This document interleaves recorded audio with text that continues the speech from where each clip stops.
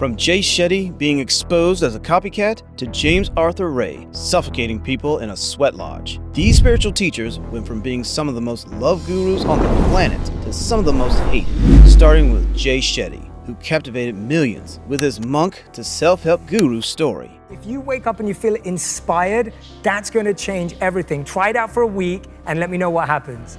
I love that, thank you. Yeah. It all started when he joined HuffPost as a content creator in 2016, where his first video, Changing the World Begins With Us, went viral. But he didn't stop there and started On Purpose podcast with millions of downloads and wrote New York Times bestseller, Think Like a Monk. He built his massive online following because of his unusual background as a monk, who actually brought ancient wisdom to modern audiences and made it relatable. The amount of love Jay got shows the kind of impact he had in spiritual circles. Also, one of his fans commented, "This man is making me review my entire self. You're a true mentor, Jay, wise beyond your age." Another listener wrote, "It felt amazing. I knew today's episode was going to be special when I heard Jay Shetty. I had no idea how impactful it would be. Thank you for all you do. We all love you too." These comments show just how deeply his words resonate, inspiring reflection and personal growth. But this didn't last long, and people started to notice that the quotes that made him famous weren't actually his. In 2019, fellow content creator Nicole Arbor released a devastating video exposing multiple instances where Shetty presented others' wisdom as his own. She revealed clips where Shetty used word-for-word quotes without attribution, not once, but repeatedly across his platforms. Spend more time holding our phones than we hold each other. When you're young, you say, "I love you because I need you." When you grow up, you realize, "I need you because I love you." Oh, well, f*** your mother. It's all of them. You literally steal your everything. More than his surface, he used quotes from ancient Sanskrit texts and various philosophers without citation. Each revelation shattered the carefully crafted image of the wise ex-monk. Your entire career is a lie. True. All of us have been in the crowd but felt lonely. I watched this like it was Two Girls, One Cup. All of us have been invited to a party but wanted to leave. All of us have likes on social media but don't feel loved in real life. So many of us can get comments on our posts. As a result of being exposed, Shetty reportedly removed over 100 posts from his social media platforms, including Instagram and YouTube. But for many, the damage was already done. One disappointed follower commented, "When he started to get too involved with Hollywood fakes, that's when I started to wonder about his authenticity. Thankfully, I was never scammed into buying any of his courses." Another criticized his content, saying he was using other influencers' work. "I saw a lot of his posts were just a copy-paste. Even Shetty's monk story had holes in it." He often spoke about spending 3 years as a monk, but those who knew him tell a different story. According to former associates, his time at the ashram was much shorter than he claimed. To everyone's surprise, he wasn't actually living the life of a devoted ascetic. He was mostly there as a business school intern. According to the report, Shetty has told conflicting versions of his story. His age, when he had this spiritual awakening, often varied in different speeches at different platforms. This all felt like a betrayal to his perfectly crafted monk persona. The monk who was once loved as a spiritual guide was now hated for fooling his own fans. While Jay Shetty sold his monk story, Teal Swan rose to fame by offering something many desperately sought: healing for the deepest wounds of the soul. The minute that you decide you need to heal something about your emotions, you have now made an enemy of your own emotions. You have made them not okay. Unlike a typical self-help guru, she didn't just offer advice, she spoke directly to people's pain, making them feel seen in ways they never had before. Her words weren't just comforting, they felt almost supernatural, as if she could reach into the darkest corners of a person's mind and say exactly what they were too afraid to admit. Her devotees didn't just watch her videos, they credit her with saving their lives when traditional therapy had failed them. She knows everything and she's above everything. So every decision that she makes is the correct decision and it's the appropriate decision. And so if you are challenging her decision, you are going against her ultimate spiritual goal of like saving humanity, and you need to be cut out. With her piercing blue eyes and charismatic speaking style, Swan attracted thousands of followers, many of them survivors of abuse who clung to her words like a lifeline. Listening to her absolutely helped me to make sense of my own thoughts and emotions during a very dark phase of my life, probably the greatest source of validation of my own perceptions I had at the time. says a Redditor. Her compassionate teachings about shadow work and emotional healing resonated mainly with survivors of abuse who found validation and comfort in her methods. We will be presented with every single opportunity to see the aspects of ourselves that we have rejected and denied and disowned. We will be provided every single opportunity to confront our shadow self. But this didn't last long, and people started to catch on to her bizarre claims. Swan didn't just position herself as a gifted healer. She claimed she was an Arcturian alien, could access the Akashic records, see inside people's bodies, and had survived ritual abuse from a Mormon satanic cult. Her followers treated these extraordinary assertions as gospel. Teal is not limited by time, space, or reality. She is a half-human, half-alien who is the reincarnation of an Indian guru. Here, as our ancestral lineage does. It's the cards that you chose before coming here.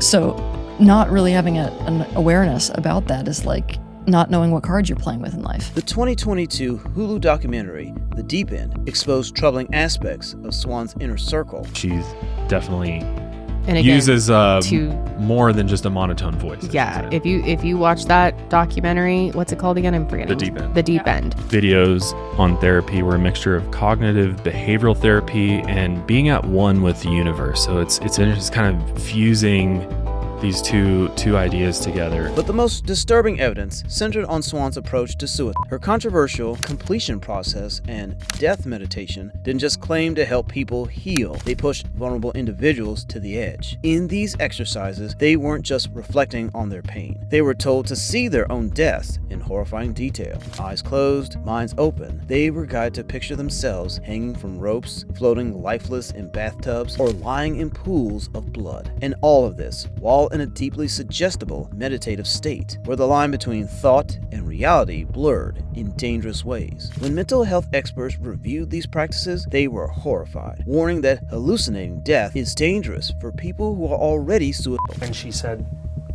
visualize yourself how you're going to kill yourself. I think that's the most problematic of many of the things that she said that are problematic, because she is telling you to rehearse. All of this is not just theoretical. In 2019, BBC News reported on a mother named Sarah, whose 18-year-old daughter, Casey, had taken her own life. Sarah said she found out after Casey's death that she had been a member of the private Teal Tribe Facebook group, and 2 weeks before she fatally shot herself, had posted about a previous suicide attempt. For many, this was the breaking point. One former follower shared their unsettling experience, saying, "Met her in person once and shook her hand. I will never forget that her energy completely shattered my view of her. I started moving away from her teachings shortly after." Another went even further, writing, "She strikes me as a typical narcissist who uses her obvious assets to lure the gullible into her schemes, but I think she is also quite dangerous." Yet, instead of addressing concerns, Swan framed all criticism as persecution, a tactic that is used by cult leaders to create the us versus them narrative. So there are people who are imagining that I'm getting persecuted because why? Because I'm claiming that I have a degree. I never claimed that. Because I'm saying that I'm practicing therapy. I'm not practicing therapy. I'm practicing my own techniques that I invented.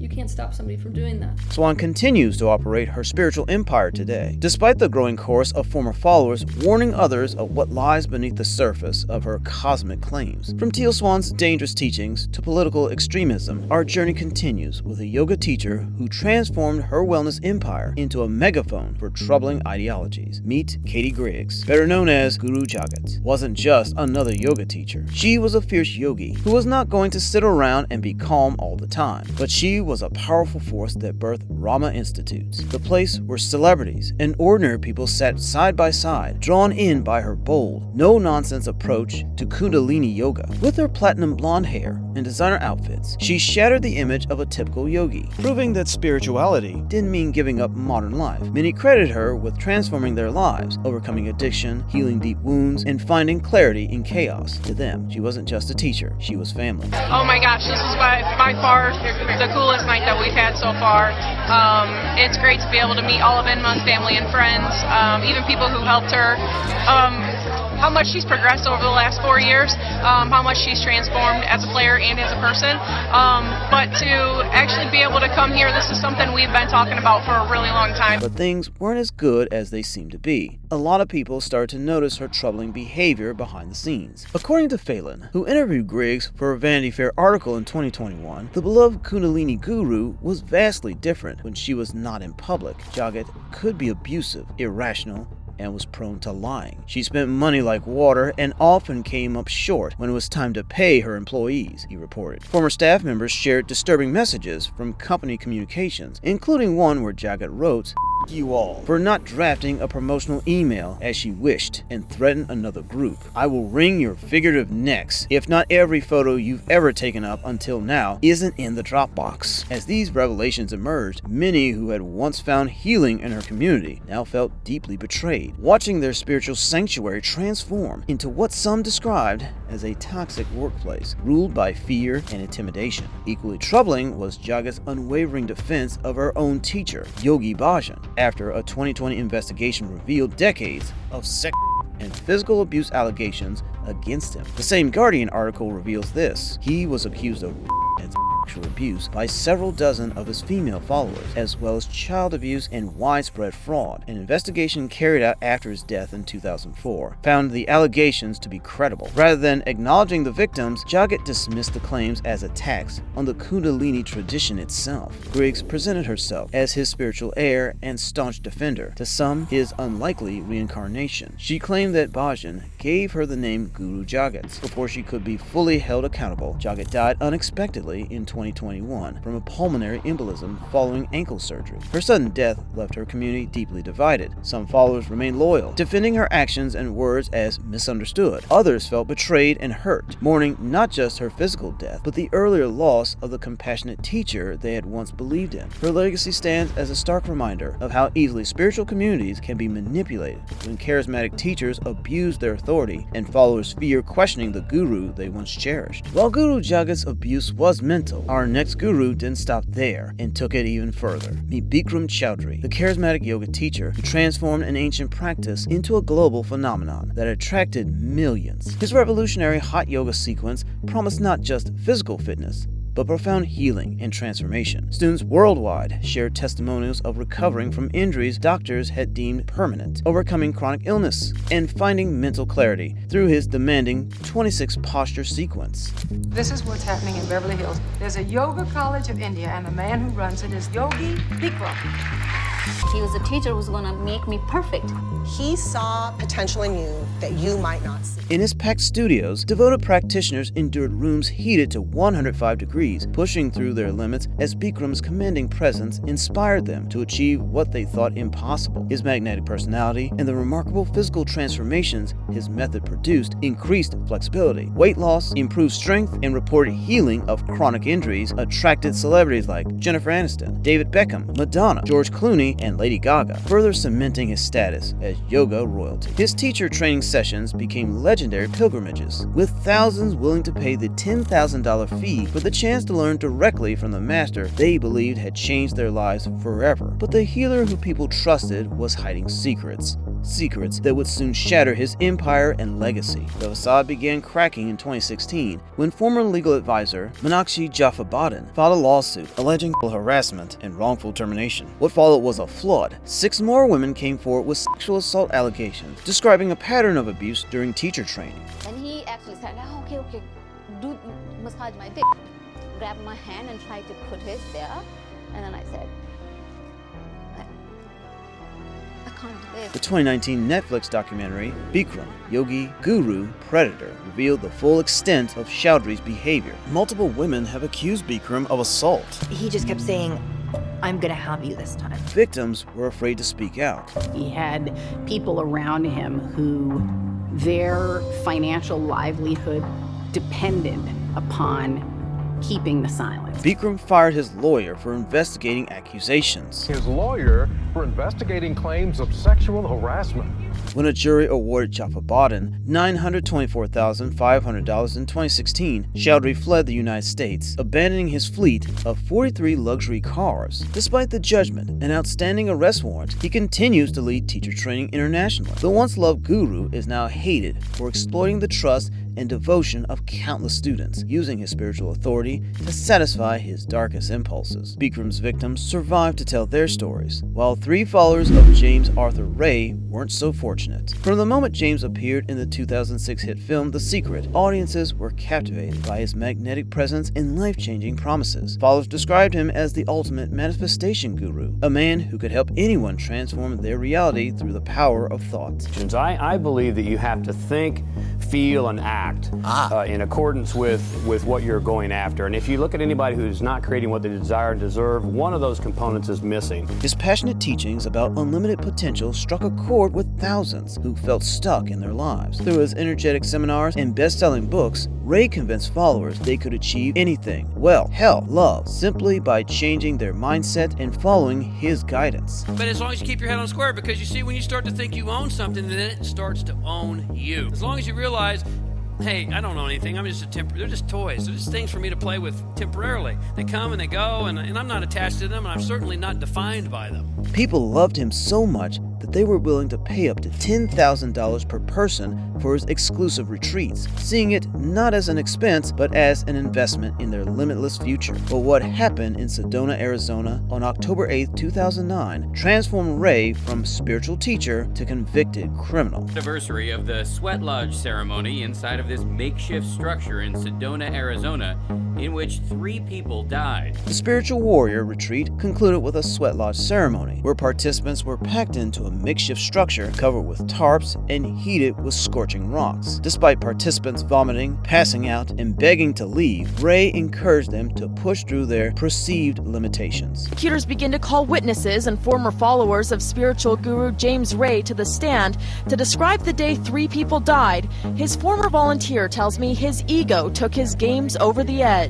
When it ended, 3 people, 38-year-old Kirby Brown, 40-year-old James Shore, and 49-year-old Liz Newman, lay dying from heat stroke and organ failure. 18 others were hospitalized. Back in 2009, he led a retreat in Sedona where he left 3 people inside a sweat lodge, killing them. He was convicted of negligent homicide and spent 2 years behind bars. The evidence presented at trial was damning. Ray had no proper training in conducting sweat lodges. He ignored warnings about the dangerous structure. When people collapsed, he discouraged others from helping them, framing their suffering as a breakthrough. Ray was convicted of negligent homicide and served less than 2 years in prison before attempting a comeback, a move documented in the CNN film Enlightened, where Ray's lack of full accountability stunned viewers. I have no intentions whatsoever of certainly ever doing another sweat lodge. 5 different teachers, 5 different spiritual traditions, one disturbing pattern. In the end, it's the same story every time. Hope turns to betrayal. Charisma becomes control. Wisdom is twisted into manipulation. And worst of all, the followers defend it. They ignore red flags, silence critics, and protect the very people who deceive them. And with that, let's wrap up today's video. So what do you think? Is spiritual guidance itself the problem? Or is it the systems we built around it? Drop your thoughts in the comments. I'd love to hear your take.